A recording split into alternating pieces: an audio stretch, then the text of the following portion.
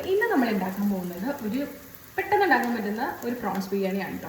അപ്പോൾ അതിനുവേണ്ടി ഞാൻ ആദ്യം തന്നെ പ്രോൺസ് നന്നായിട്ട് കഴുകിയിട്ട് അതൊന്ന് ഉപ്പ്, മഞ്ഞൾപ്പൊടി, മുളക് പൊടി, കുരുമുളക് പൊടി, ഇഞ്ചി വെളുത്തുള്ളി പേസ്റ്റ് ഇത്രയും ചേർത്തിട്ട് ഒന്ന് മാരിനേറ്റ് ചെയ്തൊരു 2 മണിക്കൂറോളം വെച്ചിട്ടുണ്ടായിരുന്നു.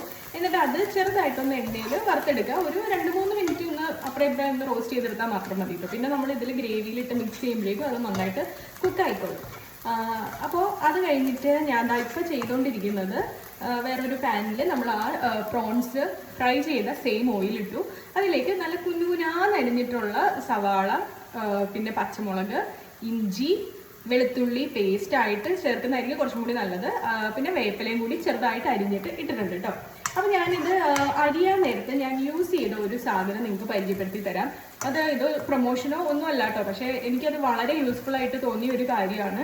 ഞാനത് നിങ്ങളെ കാണിച്ചു തരാം. ഇതാണ് ആ സാധനം. ഇത് അഗാറോയിൻ്റെ ഒരു ചോപ്പറാണ്, ഇലക്ട്രിക് ചോപ്പർ എന്ന് വേണമെങ്കിൽ പറയാം. ഇത് റീചാർജബിൾ ആണ് കേട്ടോ.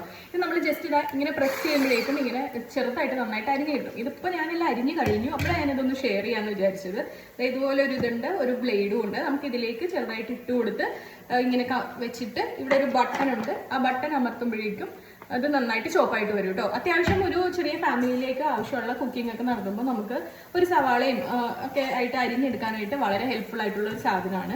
അപ്പോൾ നിങ്ങൾക്ക് ഇത് എന്തെങ്കിലും ഇതിൻ്റെ ഡീറ്റെയിൽസ് വേണമെന്നുണ്ടെങ്കിൽ എന്നോട് ഒന്ന് കമൻറ്റിൽ പറഞ്ഞാൽ മതി. ഞാൻ ആമസോണിൽ ലിങ്ക് ഇട്ട് തരാം കേട്ടോ. അപ്പോൾ നമുക്ക് ബാക്ക് ടു കുക്കിംഗ് നമുക്ക് ഇവിടെ ഉണ്ടാക്കാം. അപ്പോൾ ഇതിൽ ഞാനിപ്പോൾ സവാളയും ബാക്കി എല്ലാ മിക്സും കൂടി ഒന്ന് നന്നായിട്ട് റോസ്റ്റ് ചെയ്തെടുത്തിട്ടുണ്ട്. ഇനി അതിലേക്ക് നമുക്ക് മസാല ആഡ് ചെയ്ത് കൊടുക്കാം. ഓക്കെ, അപ്പോൾ നമ്മുടെ സവാളയും ജിഞ്ചർ ഗാർലിക് പേസ്റ്റ്, പച്ചമുളക്, വേപ്പില ഇതെല്ലാം നന്നായിട്ടൊന്ന് റോസ്റ്റ് ആയിട്ടുണ്ട്. അപ്പോൾ അതിലേക്ക് നമുക്ക് എരിവിന് ആവശ്യമുള്ള കുരുമുളകും, മഞ്ഞൾപ്പൊടി, മുളക് പൊടി, ഒരല്പം മല്ലിപ്പൊടിയും കുറച്ച് മസാലപ്പൊടിയും കൂടി ഇട്ട് കൊടുക്കുക. മസാലപ്പൊടിയൊക്കെ ഇടുമ്പോൾ കുറച്ചിടണം കേട്ടോ. മസാലയും മല്ലിപ്പൊടിയൊക്കെ നമുക്ക് ഈ ഒരു ബിരിയാണിയുടെ ടേസ്റ്റിന് വരുമ്പോഴേക്കും കുറച്ചേ ആവശ്യമുള്ളൂ. ഞാൻ കുറച്ച് ഉപ്പും കൂടി ഇട്ടിട്ടുണ്ട്. എന്നിട്ടൊന്ന് മിക്സ് ചെയ്ത് കൊടുക്കുവാണേ. നന്നായിട്ട് ഇതും ഒന്ന് റോസ്റ്റ് ആയിട്ട് വരണം. മസാലയും അത്യാവശ്യം നന്നായിട്ട് റോസ്റ്റ് ആയിട്ട് വന്നിട്ടുണ്ട്. ഇത് നന്നായിട്ട് റോസ്റ്റ് ആയി കഴിയുമ്പോഴേക്കും നമുക്ക് ആ പച്ചമണമൊക്കെ ഒന്ന് മാറുമല്ലോ. പൊടിയുടെയും അതുപോലെ തന്നെ സവാളയുടെയും ഒക്കെ നന്നായിട്ട് മാറി നല്ല ക്രിസ്പി സ്റ്റൈലിൽ ഇതുപോലെ ആയി വരണം കേട്ടോ. ചെറുതായിട്ട് അരിയുമ്പോൾ നമുക്കത് പെട്ടെന്ന് ക്രിസ്പി പോലെ ആയി കിട്ടും. അത് കരിഞ്ഞു പോവാതെ സൂക്ഷിക്കണം. അപ്പോൾ ഇതിങ്ങനെ റോസ്റ്റ് ആയി കഴിയുമ്പോഴേക്കും നമ്മൾ ആദ്യം കുറച്ച് വെള്ളം ഒഴിച്ചു കൊടുക്കുക. വെള്ളം കൂടി പോരുത്, കാരണം നമ്മൾ വെള്ളം ഒരുപാട് ഒഴിച്ചു കഴിഞ്ഞാൽ നമ്മൾ ഇതിൻ്റെ എല്ലാത്തിൻ്റെയും ടേസ്റ്റിന് ഒരു വ്യത്യാസം വരും. അതുകൊണ്ടാണ് നമ്മളിപ്പോൾ ഇതിങ്ങനെ ചെറുതായിട്ട് ആദ്യം ഒഴിച്ചു കൊടുക്കുക.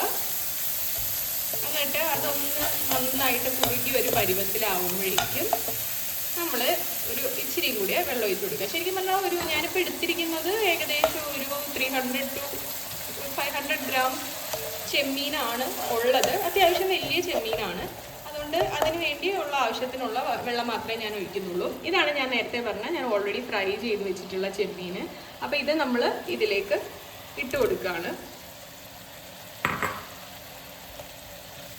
എന്നിട്ട് അതും കൂടെ നമുക്കൊന്ന് ഇതുപോലെ ഈ ഒരു ഗ്രേവിയൊക്കെ എല്ലാ ചെമ്മീനിലും പറ്റാൻ പാകത്തിന് ഒന്നിങ്ങനെ മിക്സ് ചെയ്ത് കൊടുക്കുക.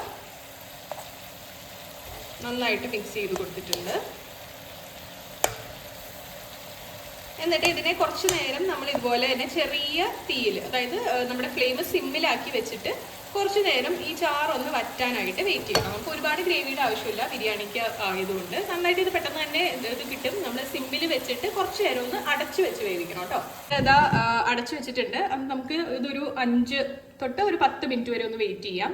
ചെറിയ തീയിൽ കിടന്ന് നന്നായിട്ട് അതൊന്ന് റെഡി ആവട്ടെ.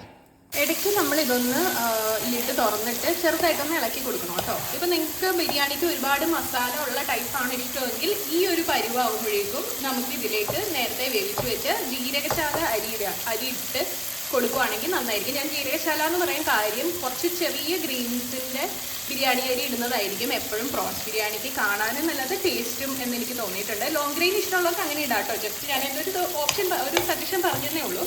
അപ്പോൾ എനിക്ക് പൊതുവേ ഇങ്ങനെ മസാല കൂടുതലുള്ള ടൈപ്പ് ബിരിയാണിയാണ് ഇഷ്ടം. പക്ഷേ നമ്മളിപ്പോൾ കൊച്ചിന് തങ്കൂനൊക്കെ കൊടുക്കുന്നതുകൊണ്ട് തങ്കൂന് ഒരുപാട് മസാല ആയിക്കഴിഞ്ഞാൽ വലിയ ഇഷ്ടമില്ല. പിന്നെ കുട്ടികൾക്ക് ഒരുപാട് മസാല കൊടുക്കുന്നതും നല്ലതല്ലാത്തതുകൊണ്ട് ഞാനങ്ങനെ ഇതിനെ നന്നായിട്ട് റോസ്റ്റ് ചെയ്തെടുക്കും. അപ്പോൾ നന്നായിട്ട് ഈ മസാലയൊക്കെ ഈ ചെമ്മീനിൽ ഒന്ന് പിടിക്കുന്ന വരെയാണ് ഞാൻ ഇതിനിപ്പോൾ ഒന്ന് വറ്റിച്ചെടുക്കാൻ പോകുന്നത്. അധികം ഗ്രേവി ഇല്ലാതെ ഈ മസാല എല്ലാം ഈ ചെമ്മീനിൽ നന്നായിട്ട് പെരണ്ടിരിക്കുന്ന പോലെ ആക്കിയെടുക്കുകയാണ്. അപ്പോൾ അതിനൊരു കുറച്ചൊരു 2-3 മിനിറ്റ് കൂടി വെയിറ്റ് ചെയ്ത് കഴിഞ്ഞാൽ ഏകദേശം ആ ഒരു പരിവാകും. പിന്നെ നമ്മൾ ഇത്രയും ഒന്ന് ചാറൊക്കെ വറ്റി വരുമ്പോഴേക്കും നമുക്ക് തീ വേണമെങ്കിൽ ഒന്ന് കൂട്ടി വെക്കാം. കൂട്ടി വെച്ചാൽ നമ്മൾ ശ്രദ്ധിക്കണം, അടിയിൽ പിടിക്കോ കരിഞ്ഞു പോകാനോ പാടില്ല. ഇടയ്ക്കിടയ്ക്ക് ഇതുപോലെ ഇളക്കിക്കൊണ്ടിരിക്കണം കേട്ടോ.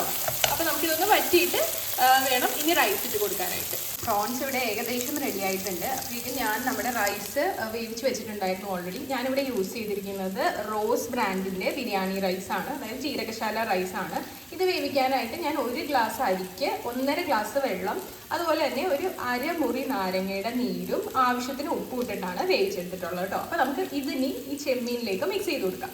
ഞാൻ വേവിച്ച് വെച്ച റൈസ് ഇതിലേക്ക് ആഡ് ചെയ്തിട്ടുണ്ട്. ഇനി നമ്മൾ ഇത് എല്ലാം കൂടി ഒന്ന് നന്നായിട്ട് മിക്സ് ചെയ്ത് കൊടുക്കണം. നന്നായിട്ട് നമ്മൾ ഇളക്കി ഒന്ന് കൊടുക്കുന്നുണ്ട്. ഇപ്പോൾ റൈസ് ഇടുന്ന സമയത്ത് നമ്മൾ സിമ്മിലേക്ക് ആക്കി വെക്കണം കേട്ടോ. ഫ്ലെയിം സിമ്മാക്കി വെക്കുക. തീ കുറച്ച് വെച്ചിട്ട് വേണം ഇടാൻ, അല്ലെങ്കിൽ ചിലപ്പോൾ നമ്മൾ റൈസ് ഇടുന്ന നേരം കൊണ്ട് വേണമെങ്കിൽ ഇതൊന്ന് കരിഞ്ഞു പോകാനുള്ള സാധ്യതയൊക്കെ ഉണ്ട്. കാരണം ഞാൻ അത്രയും പെരട്ടി നല്ല റോസ്റ്റ് ഫോമിൽ എടുത്തത് കൊണ്ട് ആണ് ഞാൻ പറയുന്നത്. അല്ലെങ്കിൽ നമ്മൾ റൈസ് ഇട്ട് കൊടുക്കുമ്പോൾ കുറച്ച് തീ ഒന്ന് കുറച്ച് വെച്ചിട്ട് ഇട്ട് കൊടുക്കുകയാണെങ്കിൽ വളരെ നല്ലതായിരിക്കും. അപ്പം ഞാനിത് നന്നായിട്ട് മിക്സ് ചെയ്ത് കൊടുക്കുന്നുണ്ട്. എല്ലാ ഈ റൈസ് വെള്ള കളറിൽ കിടക്കാതെ എല്ലാത്തിനും ഈ ഒരു മസാലയുടെ കളർ വരുന്ന വരെ നന്നായിട്ട് മിക്സ് ചെയ്ത് കൊടുക്കുക. ഇത്രേ ഉള്ളൂ നമ്മുടെ ബിരിയാണി എന്ന് പറയുന്നത്. പ്രോൺസ് ബിരിയാണി പെട്ടെന്ന് നമുക്ക് ഉണ്ടാക്കിയെടുക്കാൻ പറ്റുന്ന ഒരു ബിരിയാണിയാണ്. പിന്നെ ഇതിലേക്ക് നമുക്ക് ഈ സമയത്ത് വേണമെങ്കിൽ കുറച്ച് മിന്റ് ലീവ്സോ പുതിനയിലയോ ഒക്കെ ഇഷ്ടമുള്ളവരാണെങ്കിൽ ആഡ് ചെയ്ത് കൊടുക്കാം.